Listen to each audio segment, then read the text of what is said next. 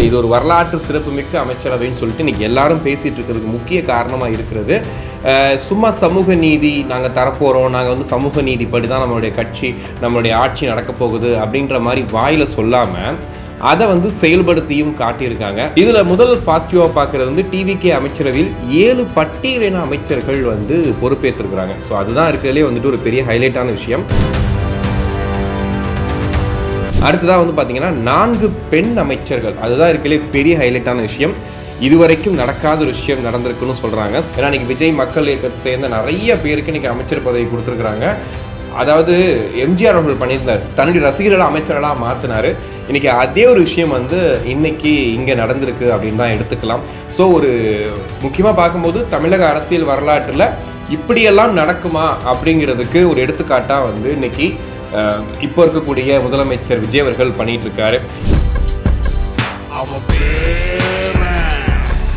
இதில் என்ன முக்கியமாக பார்க்க வேண்டிய விஷயம் அப்படின்னு பார்த்தீங்கன்னா டிஎம்கே கொடுக்காத ஒரு விஷயத்தை டிவிகே செஞ்சு முடிச்சிருக்காங்க. குறிப்பாக மாணிக்கம் தாக்கூர் அவர்கள் காலைல ஒரு ப்ரெஸ் மீட் கொடுத்துருந்தாரு. அப்போது வந்து காங்கிரஸுக்கு 2 அமைச்சர்கள் அப்படின்னும் போது இது வரைக்கும் தமிழ்நாட்டில் காங்கிரஸுக்கு அமைச்சரவையில் ஒரு இடம் கொடுத்தாங்களான்னு கேட்டால் அது மாதிரி கொடுத்ததே கிடையாது. ஸோ இது ஃபர்ஸ்ட் டைம் நடந்திருக்கு. அப்போது ஒரு கேள்வியாளர் கேட்குறாரு, ஏங்க அப்போ வந்துட்டு நீங்கள் டிஎம்கேட்டை பற்றி கேட்டது இல்லையா அப்படின்னும் போது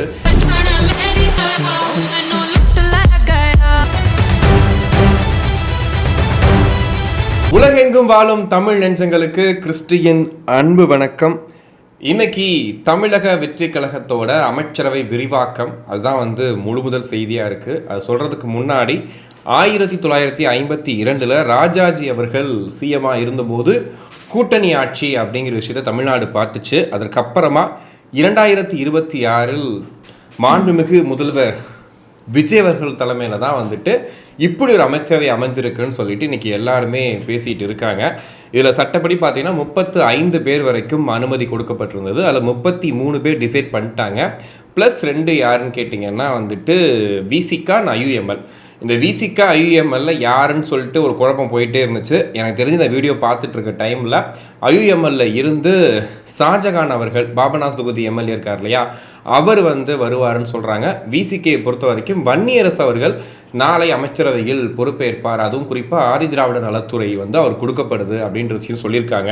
ஸோ இதை தாண்டி என்ன சிறப்புகள் இருக்குது இந்த அமைச்சரவையில் அப்படிங்கிறத ஃபஸ்ட்டு பார்க்க போகிறோம். ஏன்னா வந்து இது ஒரு வரலாற்று சிறப்புமிக்க அமைச்சரவைன்னு சொல்லிட்டு இன்றைக்கி எல்லாரும் பேசிகிட்டு இருக்கிறதுக்கு முக்கிய காரணமாக இருக்கிறது சும்மா சமூக நீதி நாங்கள் தரப்போகிறோம், நாங்கள் வந்து சமூக நீதிப்படி தான் நம்மளுடைய கட்சி நம்மளுடைய ஆட்சி நடக்க போகுது அப்படின்ற மாதிரி வாயில் சொல்லாமல் அதை வந்து செயல்படுத்தியும் காட்டியிருக்காங்க. ஸோ ஃபஸ்ட்டு இதோட பாசிட்டிவ் எல்லாம் பார்த்துடலாம். சில நெகட்டிவ்ஸும் இருக்குது, அதையும் சேர்த்து பார்க்க போகிறோம்.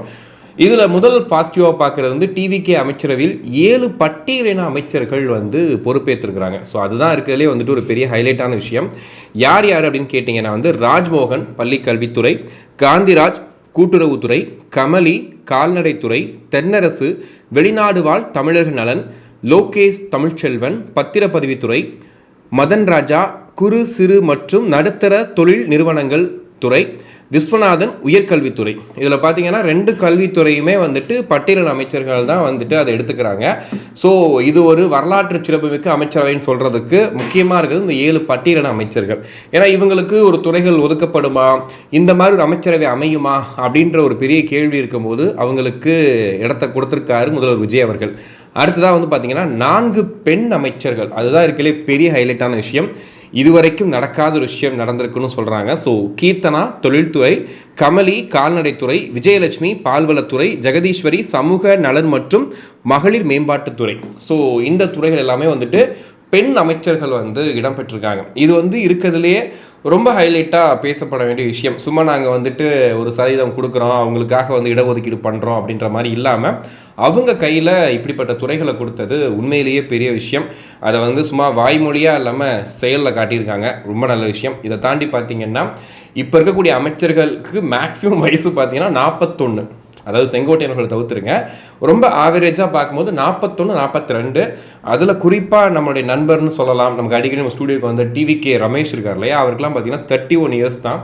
அவர் இன்றைக்கி வந்து இந்து சமய அறநிலைத்துறையோட அமைச்சராக மாறி இருக்கிறாரு. ஸோ ஒரு எம்எல்ஏவாக அவர் தேர்ந்தெடுக்கப்படும் போதே ஒரு பெரிய ஒரு சர்ப்ரைஸாக இருந்துச்சு. ஏன்னா வந்து அவர் இந்த கரூர் சம்பவத்துக்கு முன்னாடி, அதுக்கப்புறமா அந்த கரூர் சம்பவம் நடந்ததுக்கு அப்புறமா அவர் எந்த அளவுக்கு இந்த இன்டர்வியூஸ் கூட கொடுக்காம எவ்வளோ நாட்கள் வந்து என்ன பண்ணுறதுனே தெரியாமல் இருந்த டைம்லாம் இருந்துச்சு. அதுக்கப்புறம் ஒரு இன்டர்வியூ கொடுத்தாரு. அப்போயுமே வந்துட்டு நாங்கள் என்றைக்கு விட்டு போகிற ஐடியா இல்லைன்னு சொன்னாங்க. ஸோ அந்த ஒரு இது இருக்கு இல்லையா, ஸோ அதற்காகவே இன்றைக்கி அமைச்சர் பதவி கிடச்சிருக்குன்னு எடுத்துக்கலாம். ஏன்னா இன்றைக்கி விஜய் மக்கள் இயக்கத்தை சேர்ந்த நிறைய பேருக்கு இன்றைக்கி அமைச்சர் பதவி கொடுத்துருக்குறாங்க. அதாவது எம்ஜிஆர் அவர்கள் பண்ணியிருந்தார், தன்னுடைய ரசிகர்களை அமைச்சர்களாக மாற்றினார். இன்றைக்கி அதே ஒரு விஷயம் வந்து இன்றைக்கி இங்கே நடந்திருக்கு அப்படின்னு தான் எடுத்துக்கலாம். ஸோ ஒரு முக்கியமாக பார்க்கும்போது தமிழக அரசியல் வரலாற்றில் இப்படியெல்லாம் நடக்குமா அப்படிங்கிறதுக்கு ஒரு எடுத்துக்காட்டாக வந்து இன்றைக்கி இப்போ இருக்கக்கூடிய முதலமைச்சர் விஜய் அவர்கள் பண்ணிட்டு இருக்காரு. குறிப்பாக செங்கோட்டையன் அவர்களுக்கு வந்து நிதித்துறை தான் வந்து கொடுத்துருந்தாங்க. இப்போ அந்த துறை வந்து மரிய வில்சனுக்கு போகுது. நம்ம நிதித்துறை கொடுக்கும்போது நம்மளே பேசியிருந்தோம், அது வந்து ஒரு டேபிள் ஜாப் தானே, அது வந்து எப்படி வந்து அவர் வெளியில் போகிறது அந்த மாதிரி விஷயம்லாம் இருக்காது. ஏன்னா வந்து செங்கோட்டையனை பொறுத்த வரைக்கும் அவர் வந்து கொஞ்சம் எக்ஸ்பீரியன்ஸான ஒருத்தர், பல அமைச்சரவைகளை பார்த்தவர், அவருக்குன்னு ஒரு எக்ஸ்பீரியன்ஸான விஷயங்களை கொடுத்தானா சரியாக இருக்குன்னும் போது இந்த வாட்டி பார்த்தீங்கன்னா வருவாய் அண்ட் பேரிடர் மேலாண்மை துறையை வந்து கொடுத்துருக்காங்க. முக்கியமான இந்த பேரிடர் சமயங்களில் என்னென்ன விஷயங்கள் பண்ணணும், அதுக்கான ஒரு மேப் எப்படி போடணும் அப்படிங்கிறதுக்காக அந்த ஒரு துறையை வந்து செங்கோட்டையன் அவர்களுக்கு ஒதுக்கியிருக்கிறது ரொம்ப நல்ல விஷயம். ஸோ இதுதான் வந்து இப்போ இருக்கக்கூடிய அமைச்சரவை லிஸ்ட்டில் இருக்கக்கூடிய சில சிறப்பு அம்சங்கள். இதில் குறிப்பாக வந்து காவல்துறையை வந்துட்டு முதலமைச்சர் விஜய் அவர்களே கையில் வச்சுருக்கிறாங்க. ஸோ அதுக்கு வந்து என்னென்னா எப்போவுமே வந்து காவல்துறை முதலமைச்சர் கையில் இருக்கிறது ஒரு பெரிய ப்ளஸ்ன்னு சொல்லுவாங்க. ஏன்னா அந்த டைமில் நமக்கு ஏதாவது ஒரு விஷயம் நடக்குது, சட்டம் ஒழுங்குத்துறை பிரச்சனை அப்படின்னும் போது கண்டிப்பாக அந்த விஷயத்தை வந்து அவங்க தான் கையில் எடுப்பாங்க. அந்த விஷயத்த வந்து பண்ணியிருக்காங்க. இதில் என்ன முக்கியமாக பார்க்க வேண்டிய விஷயம் அப்படின்னு பார்த்தீங்கன்னா, டிஎம்கே கொடுக்காத ஒரு விஷயத்தை டிவிகே செஞ்சு முடிச்சிருக்காங்க. குறிப்பாக மாணிக்கம் தாக்கூர் அவர்கள் காலைல ஒரு ப்ரெஸ் மீட் கொடுத்துருந்தாரு. அப்போது வந்து காங்கிரஸுக்கு 2 அமைச்சர்கள் அப்படின்னும் போது இது வரைக்கும் தமிழ்நாட்டில் காங்கிரஸுக்கு அமைச்சரவையில் ஒரு இடம் கொடுத்தாங்களான்னு கேட்டால் அது மாதிரி கொடுத்ததே கிடையாது. ஸோ இது ஃபர்ஸ்ட் டைம் நடந்திருக்கு. அப்போது ஒரு கேள்வியாளர் கேட்குறாரு, ஏங்க அப்போ வந்துட்டு நீங்கள் டிஎம்கே பற்றி கேட்டது இல்லையா அப்படின்னும் போது டிஎம்கே இதுக்கு செவி மடுக்கவே இல்லை, இது வரைக்கும் அவங்க கொடுத்ததும் கிடையாது. அதுக்கப்புறம் டிஎம்கேயில் வந்து நீங்கள் சொல்லாமல் கொள்ளாமல் வெளியே ஓடி வந்துட்டீங்களேன்னு ஒரு விமர்சனம் இருக்கேன்னு கேட்கும்போது, யாருங்க சொல்லாமல் கொள்ளாமல் ஓடி வந்தது? நீங்கள் திமுக அதிமுக கூட்டணி பேசிகிட்டு இருப்பீங்க, நான் உங்களுக்காக வந்து வெயிட் பண்ணி உங்களுக்காக வந்து நாங்கள் ஆதரவு தெரிவிக்கணுமா அப்படின்னு சொல்லி ஒரு பகிரங்கமாகவே வந்து கொடுத்துட்டு வந்திருக்கிறாரு. ஸோ அதுவே வந்து இப்போதைக்கு நம்ம திமுக அதிமுக கூட்டணி பற்றி பேசிகிட்டு இருக்கும்போது நிறைய பேர் ஸ்டேட்மெண்ட் மூலியமாக நிரூபிச்சுட்டு இருந்தாங்க இல்லையா, அந்த இடத்துக்கு இப்போ அதுவும் போயிருக்கு. சரி, இப்போ விசிக என்ன நிலைமையில் இருக்குது? இப்போ அவங்க வந்து வன்னியரசை அமைச்சராகிறதுக்கு ஒத்துக்கிட்டாங்க அப்படின்னா அப்போ திமுக விசிக கூட நீ முறிஞ்சிருச்சா அப்படின்னு சொல்லி என்ன கேட்டிங்கன்னா ஒன்றும் இல்லை. இப்போ டிபேட்ஸ் பார்த்தீங்கன்னா உங்களுக்கே தெரியும், இன்றைக்கி திமுக ஆதரவாளர்கள் எப்படி காங்கிரஸை கழுவி ஊற்றுனாங்களோ அந்த வேலையை இப்போ விசிக மேலேயும் பண்ண ஆரம்பிச்சிட்டாங்க.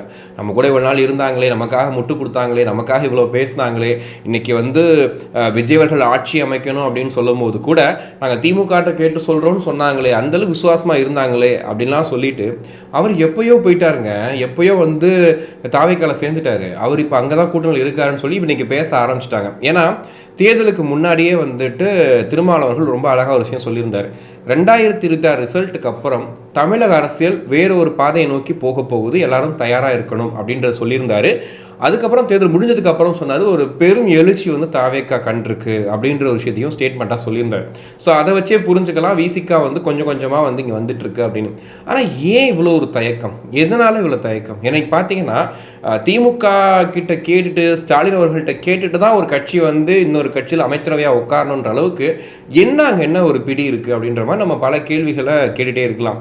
அப்போ நம்மளும் வந்து அதை பற்றி கொஞ்சம் சர்ச் பண்ணி பார்க்கும்போது என்ன சொல்கிறாங்க அப்படின்னா, இப்போ விசிகா இருக்கக்கூடிய நிலைமை, இப்போ விசிகாவில் இருக்கக்கூடிய பல பேர் முக்கிய நிர்வாகிகளாக சொல்லக்கூடிய இப்போ ஆளு சானவாஸ் உட்பட பல பேர் வந்து பார்த்திங்கன்னா திமுகவே மாறிட்டாங்கன்னு நம்ம முன்னாடியே சொல்லியிருந்தோம். ஏன்னா திமுக செய்யக்கூடிய தவறுகள், திமுக மேலே வைக்கக்கூடிய விமர்சனங்கள் எல்லாத்துக்கும் பதில் சொல்லிட்டு இருந்தாங்க.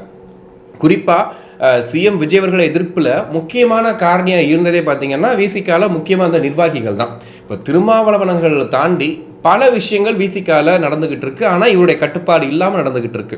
அப்படி இருக்கும்போது இன்னைக்கு நீங்கள் தாவேக்காக்குள்ளே நீங்கள் போயிட்டீங்க அப்படின்னா கண்டிப்பாக நாங்கள் வேற முடிவு எடுக்க வேண்டியிருக்கும்னு சொல்லி ஒரு மிரட்டல் விடுத்ததாகவும் சொல்கிறாங்க. அப்போது விசிகா கட்சிக்குள்ளே இவ்வளோ பிரச்சனைகள் இருக்குது. இப்போ ஒரு வேளை வந்து ஒரு தட்டால் அடியாக ஒரு இதே பண்ணிட்டார் அப்படின்னு வச்சுக்கிட்டிங்கன்னா கண்டிப்பாக வந்து கட்சி உடையிறதுக்கும் வாய்ப்பு இருக்குது. அப்படின்ற இடத்துல இருக்கிறனால தான் திரும்ப அவர்கள் இவ்வளவு கஷ்டப்பட்டோம். இத்தனை ஆண்டுகள் கட்சியை வந்து கட்டுக்கோப்பாக வச்சு கொண்டு வந்தோம். இப்போ ஒரு விஷயத்துக்காக இந்த கட்சி உடஞ்சது அப்படின்னா அது என்னவாகும் அப்படின்ற மாதிரி யோசிச்சு தான் ஒவ்வொரு விஷயத்தையும் யோசிச்சு பண்ணுறதா சொல்கிறாங்க. ஆனால் இங்கே பொதுவெளியில் நம்ம பார்க்கும்போது எப்படி இருக்குன்னா மக்கள் எப்படி பார்க்குறாங்கன்னா ஏன் திரும்ப அவர்கள் மாற்றி மாற்றி பேசுகிறாரு. காலையில் ஒன்று சொல்கிறாரு, மத்தியானம் ஒன்று சொல்கிறாரு, நைட்டு ஒன்று சொல்கிறாரு, எதுவுமே பிடிபடலையே. முதல் நாள் திமுக அதிமுக கூட்டணி ப்ரெஷருங்கிறாரு, அது யாருன்னு கேட்டால் சொல்ல மாட்டாரு. அடுத்த நாள் வந்து வதந்திங்கிறாரு. இப்படி மாற்றி மாற்றி பேசுறது வந்து சரியா இல்லையே, அவருடைய கிரெடிபிலிட்டியே வந்து இங்கே போகுது அப்படின்ற மாதிரி இங்கே பேசிகிட்டு இருக்கும்போது அவர் முடிவெடுக்கிறதுக்கு இவ்வளோ திணறதுக்கு காரணம் இதுதான் அப்படின்ற மாதிரியும் சொல்கிறாங்க. ஸோ ஒருவேளை கட்சியை உடஞ்சு அது பாட்டுக்கு விசிகா அந்த பக்கம் போயிடுச்சு அப்படின்னா என்ன பண்ண முடியும், விசிகான்ற கட்சியே இல்லைன்னா என்ன பண்ண முடியும் அப்படின்ற இடத்துக்கு போகிறதுனால தான் இந்த பிரச்சனை வந்திருக்கு அப்படின்ற மாதிரியும் சொல்கிறாங்க. ஒரு வழியாக வந்து வன்னியரசு அமைச்சராக போகிறாரு. அப்போது விசிகா ஒரு பக்கம், இன்னொரு பக்கம் விசிகா வந்துருச்சு. பட் சிபிஎம் வந்து அவங்க இந்த வரைக்கும் முடிவெடுக்கல, வேண்டான்ற மாதிரி முடிவு வச்சுட்டாங்க. ஸோ 35 அமைச்சர்களோட தாவேக அமைச்சரவை ஒரு கூட்டணி ஆட்சியை கொடுக்க போகிறாங்க. ஸோ வரலாற்றில் இந்த மாதிரி ஒரு அமைச்சரவையை பார்க்கணும்னு சொல்லி நிறைய பேர் விரும்பியிருப்பாங்க, ஆசைப்பட்டிருப்பாங்க. அது நடந்திருக்கு. இன்னொரு பக்கம் அதிமுக என்ன பாவம் பண்ணுச்சு, அதிமுகவை விட்டுறலாம், அந்த அதிமுகலேருந்து பிரிஞ்சு ஒரு அணி வந்துச்சுல, சிவி சண்முகம், எஸ்பி வேலுமணி, இவங்க என்ன பாவம் பண்ணாங்க அப்படிங்கிற மாதிரி சில கேள்விகள் கேட்டாங்க. நீங்கள் பண்ண பாவம் தான் இங்கே பிரச்சனைன்னு சொல்லிட்டு தாவேக்கா அவங்கள ஒதுக்கி வச்சிருச்சு. என்ன காரணம்னு கேட்டால் நம்ம நேற்றே பேசியிருந்தோம், அதிமுகவுக்கு நோ சொன்ன தாவேக்கா அப்படின்னு. ஏன்னா இன்றைக்கி அதிமுக இருக்கக்கூடிய பிரச்சனைகளை பார்த்தீங்கன்னா இவங்க தனியாக பிரிஞ்சு வந்துட்டாங்க. இன்றைக்கி பொதுக்குழு கூட்டுறதுக்கே வந்துட்டு இவங்க சைன் பண்ணணும், அவங்க சைன் பண்ணணும் அப்படின்ற மாதிரி அவங்களோட போட்டி போயிட்டு இருக்கு. ஆனால் எடப்பாடி பழனிசாமி அவர்கள் இவங்க இல்லாமல் பொதுக்குழுவே கூட்ட முடியாத அளவுக்கு அங்கே போயிட்டு இருக்கு. ஏன்னா அவருடைய மொத்தமாக அவருடைய ஸ்ட்ரென்த் எல்லாமே இந்த மாவட்ட உறுப்பினர்கள் அவங்க தான் வந்து முக்கியமான ஒரு ஸ்ட்ரென்த்து. ஆனால் அவங்களுக்கும் ஒன்று தட்ட முடியாத ஒரு நிலைமை தான் எடப்பாடி பழனிசாமி அவர்கள் இருக்கார். அப்போ இவங்களும் முறுக்கிக்கிட்டு 24 பேர் 25 பேர் வந்துட்டாங்க அப்படின்னா இவங்களை சார்ந்த தொண்டர்கள், இவங்களை சார்ந்த நிர்வாகிகள் என்ன பண்ணுவாங்க, ஓகே இப்போ அதிமுக ஒன்றிணைக்கிறது தான் ஒரே வழி, இப்போ இவங்க பின்னாடி போயிடலாம், தாவேக்காவுக்கு ஆதரவு கொடுக்கலாம் அப்படின்ற மாதிரி போயிட்டாங்க. இதை தாண்டி இவங்களை அமைச்சராக்கிடுவார், கண்டிப்பாக நமக்கு சில துறைகளை ஒதுக்கிடுவாங்க அப்படின்ற ஆசையோடு வந்தாங்க. ஆனால் விஜய் அவர்கள் ரொம்ப தெளிவாக ஒரு முடிவு எடுத்துட்டாரு. நம்ம கூட்டணியில் நம்மளுடைய அமைச்சரவையில் இவங்க மட்டும்தான் இருக்கணும், இவங்க நமக்கு தேவையில்லை. ஏன்னா இவங்களை உள்ளே சேர்த்தா என்னென்ன விஷயங்களுக்கு பதில் சொல்லணுன்றது ஒரு பெரிய பிரச்சனை.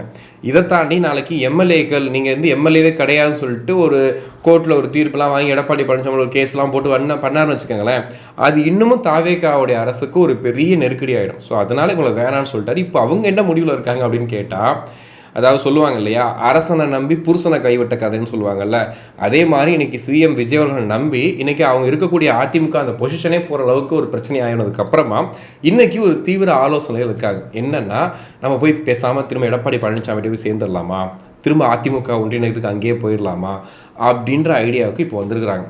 எல்லாரும் என்ன சொல்கிறாங்கன்னா, அதிமுக இது ஒன்றும் புதுசு இல்லைங்க, இப்போ எம்ஜிஆர் இறந்த டைமில் 2 அணியாக மாறினாங்க, அதுக்கப்புறம் ஜெயலலிதா அவர்கள் இறக்கும் போது 2 அணியாக மாறினாங்க, அப்புறம் பல கட்சிகளாக அது பிரிஞ்சது, திரும்ப எல்லாம் ஒன்றா சேர்ந்து தான் இப்போ வந்து தேர்தலை போட்டிக்கிட்டாங்க, அது மாதிரி திரும்ப எல்லாம் ஒன்றா சேர்ந்து திரும்ப வந்து வீடு கொண்டு எழுந்து வருவோம் அப்படிங்கிற மாதிரி இப்போ பேசிகிட்டு இருக்காங்க. ஆனால் அதில் பிரச்சனை என்ன அப்படின்னா, இதுக்கு முன்னாடி பிரிஞ்சவங்க பேசினதை தாண்டி இப்போ பிரிஞ்சவங்க பேசினது ரொம்ப ரொம்ப அதிகமாக அதிமுகவை எக்ஸ்போஸ் பண்ணி விட்டுருச்சு. திமுக அதிமுக கூட்டணியை பேச்சுவார்த்தை நடத்தினாங்க, பதவி ஆசிரியர்கள்ட்ட கையெழுத்து கேட்டாங்கன்னு சிவி சண்முகம் தரப்பு சொல்லுது. எடப்பாடி பழனிசாமி இந்த வேலையை பார்த்தாருன்னு சொல்லுது. எடப்பாடி பழனிசாமி அவர்கள் பதவி ஆசையில் தான் நீங்கள் போனீங்கன்ட்டு அவரும் பேசுகிறார். கடைசியில் அவர் காம்ப்ரமைஸ் ஆகி என்ன சொல்லிட்டார் அப்படின்னா, நமக்குள்ளே 1000 பஞ்சாயத்து இருக்கட்டும், பேசி தீர்த்துக்கலாம், முடிச்சுக்கலாம், எதுக்கு தேவையில்லாமல் பிரச்சனையை பெருசாக்கி நம்ம கட்சியை நம்ம வந்து கைவிடணும்னு சொல்லிட்டு அவர் கேட்டார். இப்போ அந்த ஒரு முடிவுக்கு தான் வந்து போயிருக்காங்க. எப்படியும் தாவேக்கு அமைச்சரவை பதவி கொடுத்துரும் அப்படின்னு வெயிட் பண்ணிட்டு இருந்தாங்க. பட் வந்து இப்போ வந்து வேறு வழியே இல்லாமல் அங்கே போகிறதுக்கான ஐடியாவில் போயிட்டுருக்காங்கன்னு நினைக்கிறேன். எனக்கு தெரிஞ்ச நாளைக்கு திரும்பவும் எடப்பாடி பழனிசாமி அவர்களோட சேர்ந்து ஒரு பொதுக்குழு கூட்டி அவங்க தோல்விக்கான காரணம் என்னன்றதை புரிஞ்சுக்கிட்டு வீடு கொண்டு நாங்கள் மீண்டு வருவோம், அதிமுகவை எந்த கொம்பனாலும் அழிக்க முடியாதுன்னு சொல்லிட்டு அவங்க ரெடியாவாங்கன்ற ஒரு நம்பிக்கை இருக்குது. பார்ப்போம் என்ன பண்ணுறாங்கன்னு. இதில் குறிப்பாக செங்கோட்டையன் அவர்கள் தான் கிங் மேக்கர்னு சொல்லுவாங்க, அந்த மாதிரி வந்துட்டு வேறு லெவல். அவர் அழகாக வந்து வெளியே வந்தார், தாவேக்கால இணைஞ்சாரு. இன்னைக்கு பாருங்க அமைச்சர் செங்கோட்டையன் அவர் என்னென்ன பேச்சு பேசினாங்க, அவரை போட்டு அடின்னு அடிச்சு அவர் வந்து தாவேக்கால சேர்ந்ததுக்கு அவ்வளோ பேச்சுக்கள் பேசினாங்க. இத்தனை வாட்டி அமைச்சராக இருந்தவர், இத்தனை வாட்டி எம்எல்ஏவாக இருந்தவர், எம்ஜிஆர் ஜெயலலிதா காலத்தில் அரசியலுக்கு வந்தவர், இப்படி பண்ணிட்டாருன்னு அவ்வளோ பேச்சு பேசினாங்க. இன்னைக்கு ரூலிங் பார்ட்டியில் ஒரு முக்கியமான துறையில் வந்துட்டு, அதாவது புதுசாக சேர்ந்த கட்சின்றதை தாண்டி சிஎம், அதாவது சிஎம் விஜய் அவர்களே வந்து உட்காருங்க அமைச்சர் சீட்டில் அப்படின்னு சொல்லி உட்கார வச்சாங்க பார்த்தீங்களா. இதெல்லாம் வந்து அரசியலில் இந்த காலகட்டத்தில் நம்மளும் வாழ்கிறோம் அப்படிங்கிறதே வரலாறு தான். இதை வந்து பார்க்குறவங்க என்னன்னாலும் சொல்லிக்கிட்டோம், சினிமா அது இது ரீல்ஸ் போட்டு ஜெயிஸ்டா என்னன்னு சொல்லிக்கிட்டோம். ஆனால் இந்த மாதிரி ஒரு விஷயம் நடக்கிறதே வந்துட்டு உண்மையிலே ரொம்ப சூப்பரான விஷயம். இதை தாண்டி வந்து இன்றைக்கி பழைய கேஸெல்லாம் வந்து கிண்ட ஆரம்பிச்சிட்டாங்க. அதில் முக்கியமாக சுகாதாரத்துறை அமைச்சர் அருண்ராஜ் சொன்ன விஷயந்தான். நாமக்கல் கிட்னி திருட்டு ஞாபகம் இருக்கு இல்லையா, முக்கியமான ஒரு எம்எல்ஏ வந்து அதில் சிக்கியிருக்காரு, கதிரவன் அவர்கள். இந்த கிட்னி திருட்டு வழக்கு வந்து இந்த தேர்தல் டைமில் கொஞ்சம் கிடப்பில் போட்டாங்க. ஏன்னா தேர்தல் வர டைமில் வந்து பார்த்திங்கன்னா அந்த வழக்கு கொஞ்சம் அப்படியே மங்கிருச்சு. இப்போ திரும்ப அதை விசாரிக்க போகிறதாகவும் சொல்கிறாங்க. கிட்னி திருட்டு வழக்குன்னு உங்களுக்கு ஒரு ஞாபகம் வந்திருக்கும் இல்லையா, அந்த கவு மாட்டுவோம் அப்படின்ற மாதிரி யோசிக்கிறீங்கல்ல. ஸோ அந்த வழக்கை திரும்ப விசாரிக்க போகிறதுனால பலதரப்பட்ட திமுகவை சேர்ந்த நிர்வாகிகள், திமுகவுக்காக வந்து தன்னுடைய உயிரையும் துச்சமென மதித்து பேசிய சிலர் இருக்காங்கல்ல, அவங்க எல்லாருமே வந்து இன்றைக்கி மாட்ட போகிறாங்கன்ற மாதிரி ரொம்ப தெளிவாக தெரியுது.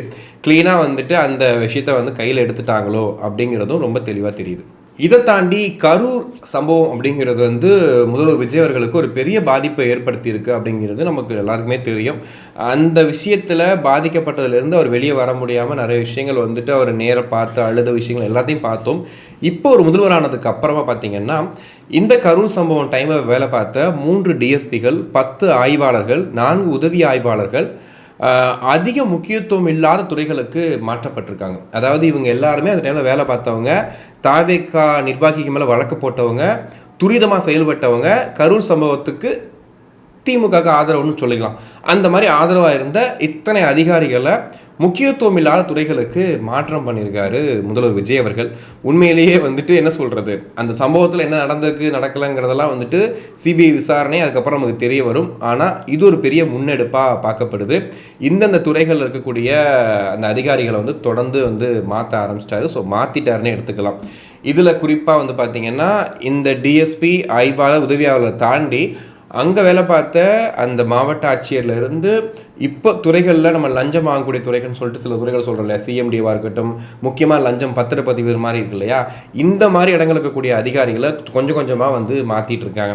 இதில் வந்து சட்டம் ஒழுங்கு வந்து இன்னும் சரியாகலை, இன்னும் அதே மாதிரி தான் நடந்துக்கிட்டு இருக்குது. இன்றைக்கி கூட வந்து ஒரு பாட்டி வீட்டுக்குள்ளே பூந்து திருவள்ளூரில் கையில், அதாவது கழுத்தில் கத்தியை காட்டி வந்துட்டு மிரட்டி நகையெல்லாம் வந்து திருடிட்டு போயிட்டாங்க அப்படின்ற செய்தியை பார்க்கும்போது கீழே ஃபுல்லாக கமெண்ட்ஸில் போடுறாங்க, டிவிக்கு அரசு என்ன செய்யுது, தூங்குகிறதா அப்படின்னு சொல்லி கேட்டுட்டு இருக்காங்க.